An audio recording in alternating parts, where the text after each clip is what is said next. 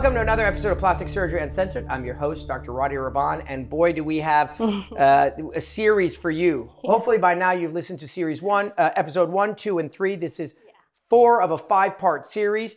We spoke about neuromodulators, fillers, lasers, and now arguably my wife and Charlene's favorite procedure, microneedling. So I first became aware of microneedling I want to say a few years back. And as always, a lot of my education when it comes to the non-surgical world came through my wife. Because Laura is going to explore and she'll do anything for her skin. Yeah. She loves her skin. She takes great care of her skin. And as a result, has beautiful skin. As a result, she has beautiful skin. And she's on the know of what's on the horizon. Absolutely. And as I'm a believer that, on the horizon is a lot of good things and a boatload of shitty things. Yeah. And so I am not one to want to be providing my patients with things where within 6 months we find out, that wasn't so good. So microneedling, several years ago, my wife was going to do this and, she'd come back, she'd be all red and I'd be like, what are you doing? And she's like, none of your business. I'm like, what do you mean it's not my business? I'm a plastic surgeon. You're my wife. I need to know. She's like, I'm getting microneedling. And I was so skeptical because, frankly, she's getting it God knows where. I don't know anything that she's doing. And, I have PTSD. I'm traumatized. All day long, I see complications in the cosmetic world. That's all I do. It's like 50% of everyone I see has had something go wrong. So my wife, being Russian, doesn't care. And she said, okay, screw you. Until you have it, I'm going to go do it. Anyway. Fast forward, and now we've built this incredible spa and wellness center, Restore by Rahban MD, which we're, just opened and we're excited about. And you are, the main provider. And one of the first things we brought into our practice, before we brought lasers, we had Botox and filler. It's been a tried and true. Within a week of you arriving, the first thing we did was brought microneedling. And interestingly enough, it was your favorite procedure as well. And so first thing we need to do is describe what microneedling is and what exactly is microneedling. So microneedling, it's a device that has about 24 little tiny needles attached to the end of it. And then we can adjust the depths of how deep these needles are going to penetrate through the skin tissue. So we can go from 0.5 millimeters all the way up to 2.5 millimeters.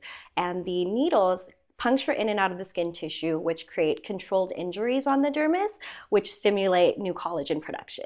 So it's great at just helping stimulate tons of collagen, creating new healthy skin tissue and skin cells, really just rejuvenating the skin overall. Yeah, so basically the gist of it, and it's so basic, yet so brilliant. It's a handheld device, battery operated or plugged in. It's mechanical. It's essentially a sewing machine. It's got needles. We'll get to the quality of the needles in a second. Yeah. And these needles go back and forth at very high velocity. And your face is numb. For those of you freaking out already, you're numb as a doorknob. I had it done. It's on our Instagram. Laura's had it done. You can see it for yourself. And you basically roll this, we call it a pen. And you roll this pen over the face, and then these needles are going in and out at high velocity, puncturing, making these microscopic punctures and putting holes into your skin. And basically, as she said, creating controlled trauma or damage.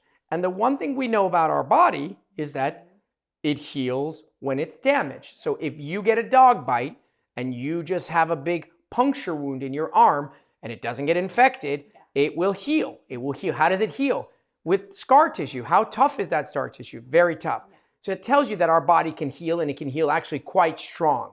So now imagine we take the technology of our body's healing and we create a device that does it in a tiny microscopic way and controls it. It's brilliant. You're basically mechanically making millions of little holes from which your skin then heals and generates new skin. And that's the key. Yeah. Generates new skin. Lasers, by and large, don't necessarily generate new skin in many instances. They're resurfacing and taking off skin. But this is allowing you to create new skin. So as you can imagine, as you do this technology over time, every time, let's just make up a number. I don't know this to be statistically true. Let's say 1% of your skin is damaged and is recuperates and is new. So 1% of your skin, every time you do microneedling, is becoming a new skin. You can imagine that over time, like Laura's been doing this for several years, you basically have a whole new face of new skin because you've at some point or another punctured that area and it's healed. So it's remarkable. It requires nothing other than your own biology. And the reason why it's so remarkable is that it addresses pretty much everything because it addresses tone, texture, quality, all kinds of things.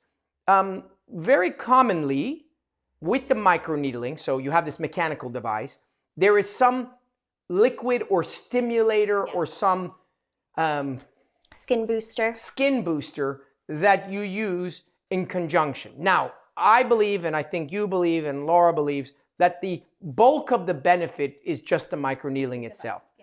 But since you have to use a lubricant, like there's some lubricant that you roll over the skin, you can then pick what that lubricant is.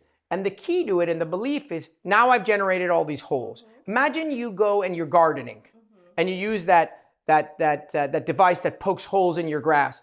And then you have all these thousands of holes and then you pour seeds and those seeds fall into those holes.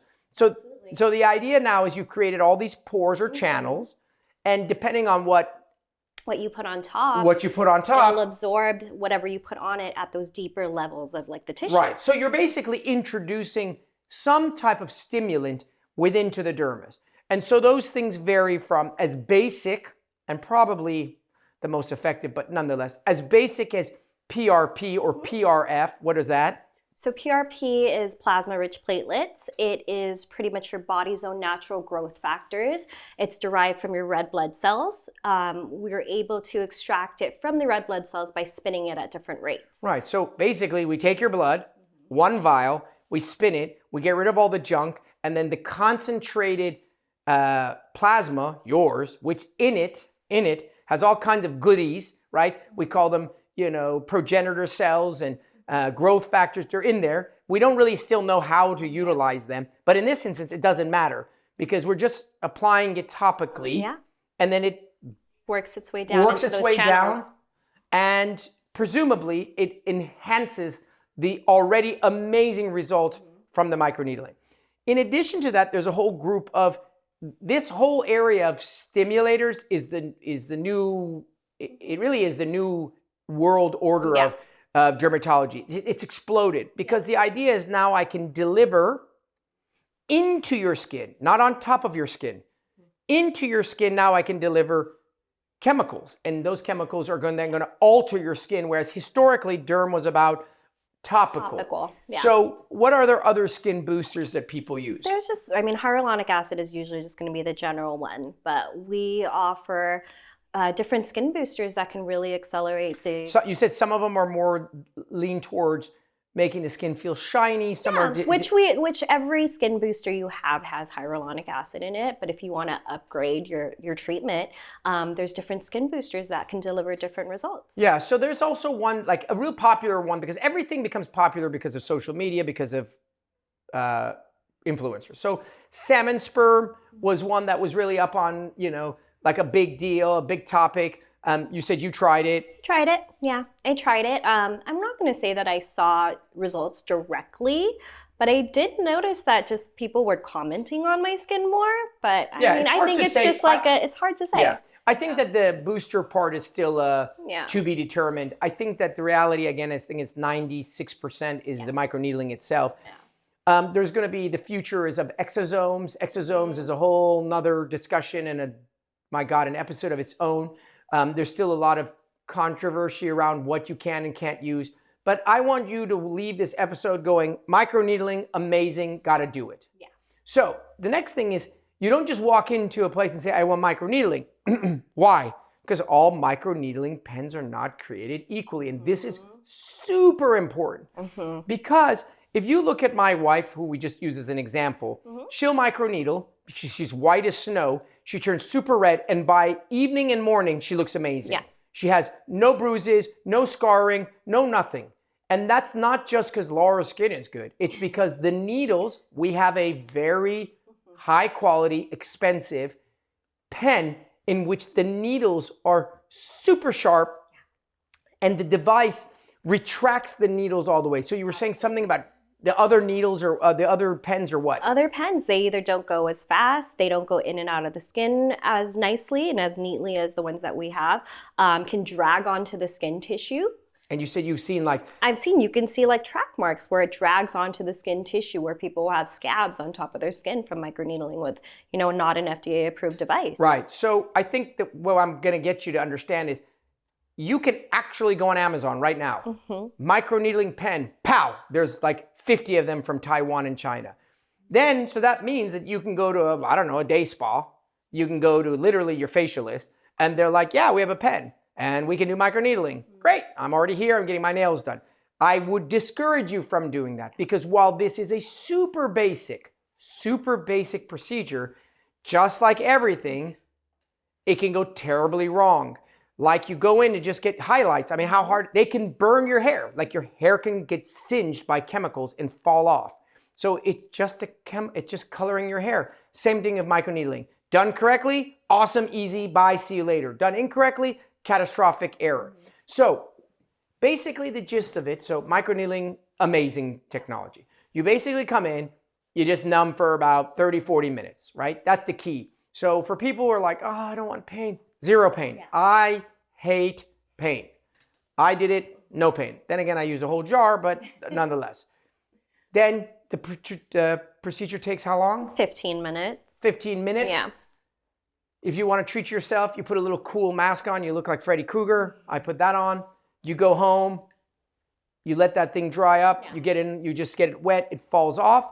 And now you have skin that's had a procedure on it. It's not terribly bad, but it still needs to be cared for. So how do you care for it? So afterwards, you just have to be careful. I mean, your skin is regenerating new tissue. So it's almost like new skin. So you really want to make sure that you're just taking care of it well afterwards. Which includes making sure that you're keeping your skin clean. Clean. So keeping your skin clean is critical with all skin procedures.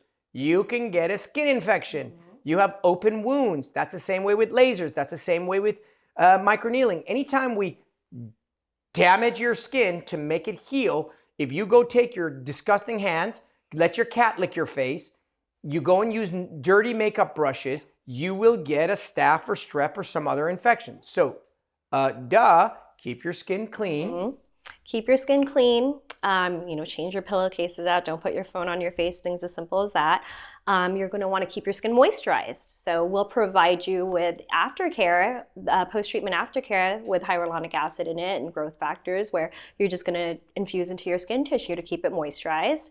And then essentially just keep it away from the sun. So three basic things that you need to do no matter where you go, no matter what. This is just standard. This is just the basics of basics. 1, clean your face, keep it clean. So that means keep it away from dirty shit. Phones, licking, fingers, makeup brushes. 2, keep it hydrated. Do not let your skin desiccate and become some dry, brittle. It needs moisture. 3, stay the hell away from the sun. That's a big hat and SPF. Those are the 3. There is no other magic. Yeah. That's it. If you do those things and you continue to do the microneedling, how often can you do microneedling? You can do microneedling as frequent as every month if you'd like. That's what Laura does. And so my wife's crazy. She is such a skin, I don't know what to tell you, but fair to her, her skin is perfection. The more you do it, the better it is. It's not crazy expensive. Yeah. It's got very little, literally the next day for the most part, you're back to normal. And I think that it's, of all the things that we have to offer you, if you had to choose between that and a laser, if like you just had to, I would tell you to do regular microneedling. And as a result, you can do it anytime, but I would do it at least quarterly. I think after quarterly, you kind of lose the benefits because by the time once or twice a year, I think is a little on the lower side. Okay, so is there anything else that you think is critical with the microneedling in the microneedling world? Is there any And complications, what have you seen with microneedling? Like we mentioned, Have you ever, aside from infections, have you ever seen permanent scarring that someone's come in from because they use some shitty device? No, not personally, but it has happened. Got it. Yeah, it has happened. I think it's a pretty bulletproof procedure, assuming you just go to a reputable place. Absolutely. And I think that you will really grow to like microneedling. Is that the thing that we do most, you think? Yeah, for sure. And I think that your best bet, like anything else that you do that you think is of worthwhile, I would just go to a place, buy a package, set your calendar, set it in space. People do that with Botox. They don't think twice about it. It's like, I'm going to get my next appointment. I think the microneedling is the same way. You'll see that after you've done a few rounds of it, you will really appreciably know your skin looks better. You are actually going to get people going like, oh, wow, that looks much better. And so, I think ultimately our goal is for our skin to be the very best version of it that it can be. Yeah, when your skin looks better, everything just looks better on top of it. The Botox will look better, makeup will look better, you might not even have to wear makeup. Yeah, my hopes are that, and I tell my wife, but she likes makeup because she just likes makeup. I think you should hopefully have such a nice complexion over time that you don't require as much makeup. And tell me what it does with, it does have there is one thing to keep in mind. You will have a process of purging with, we didn't mention that. Yes. So I take that back for a second. Depending on your skin, the idea is that this is it could make your skin initially a little bit worse. Yeah. Right? Because it brings out whatever's in Everything there, the oils, the the acne, et cetera. Because actually, now that I thought about it, I had a friend or two who came to us and they called me and they said, is it normal? I said, yes, you're in that purging process. Dr. Houston, when she came in the next day, she had a little bit of a breakout, but by 2 days later when we saw her, everything cleared up. So do you find this purging or breakout component to be the first few days, or do you think it's for weeks, or how does Usually just the first few days, to be honest. It's kind of just getting everything out from underneath. And do you find that people who actively purge every time they do it, or after they get into a rhythm, it goes away? After they do a couple of treatments, it tends to go away, because now the skin, especially if it's the first time treatment and you've never done anything, it's really bringing everything out. It's almost like getting a facial. Sometimes people can get a facial and will purge right after, and you're not even doing anything underneath the skin. Right. So, And then what skin types can you do this in? I'm black. Can I do it? I'm Mexican. I'm there's Asian. no heat associated with the treatment. There's not really, so there's no risk. So that's the reason why this is remarkable, because even the lasers that we had an episode about before, and we were commenting on how amazing the new technology is, it's still not without its risk. Yeah. It's still, when we say you can do darker skinned people, we have to be cautious, you have to pre-treat, you have to post-treat, and it can be done and can be highly effective. But nothing is like microneedling in terms of its effectiveness for low risk downtime. So I think it's, yesterday our anesthesiologist, Dr. Houston, who's done a few episodes with us, she's African American. She came in, she did the microneedling, and I think she really, really liked it. Yeah, it looks really good. Yeah. All right, guys. Well, that's easy. I think this is our sort of A to Z on microneedling. I think it's a really good treatment. I think if you're out there and you are entering the space, right? You're listening, you're like, I'm a no frills person. Like, I don't know. I just want to get my feet wet. This is the best way to get your feet wet. Even above Botox, if you've done nothing, no Botox, no filler, no lasers, no nothing, and you're like, I'm going to only do one thing only, I would do microneedling over anything else, because for sure it is going to have the greatest effect for the least amount of money with the least amount of risk and downside. All right, guys, well, that's a wrap. We have one more episode after this, and that's going to be talking about medical grade skincare, which you're going to want to listen in. You don't want to miss that. Otherwise, hope you enjoyed this episode. As always, 2 things we ask at the end of every episode. 1 is go write us a lovely review. Why? Because it makes us happy. 2, it raises our ranks and more people get to listen to our show. And trust me, the more people listen to our show, the better, because I think they get information that prevents them from getting in trouble. That being said, the second request is share this information, share our show with people you love. Share it with your friends and your colleagues and whatever, because they're going to go do something and there's going to be a catastrophe, and then you're going to say, oh shit, you should listen. I know this guy. Well, too late then. So share it and share it often. Anyway, that's a wrap. We'll see you in our last episode of 5. See you next week. Dr. Rady Rahban on Plastic Surgery Uncensored.